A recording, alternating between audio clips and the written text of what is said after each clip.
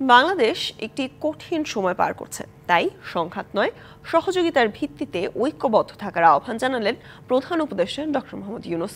সকালে মিরপুর সেনানিবাসে national defence কলেজের সমাবর্তনে প্রধান অতিথির বক্তব্যে এই কথা বলেন তিনি। জাতীয় বিপর্যয় থেকে শুরু করে জাতিসংঘের শান্তিরক্ষা মিশনে দেশের সশস্ত্র বাহিনী ভূমিকার প্রশংসনীয় বলেও এ সময় উল্লেখ করেন প্রধান উপদেষ্টা। বলেন, অতীতের যে কোনো সময়ের তুলনায় জনগণকে আরও সচেতন থাকতে হবে। জানান, অন্য কেউ নয়, দেশের জনগণই নির্ধারণ করবে জাতির ভবিষ্যৎ। Globally, we are at strategically critical times. দয়া করে মনে রাখবেন, বৈশ্বিকভাবে একটি জটিল সময় পার করছি এবং বাংলাদেশ তার বাইরে নয়। এখন নেওয়া পদক্ষেপের বর্তমান ও ভবিষ্যতে প্রভাব পড়বে।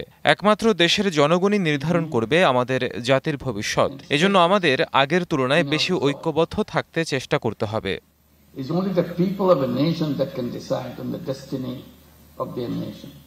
নগদের সর্বোচ্চ বার 167 টাকা রিচার্জে পাবেন 1 লাখ টাকা পুরস্কার। আরও আছে প্রতি সপ্তাহে পুরস্কার ও ক্যাশব্যাক।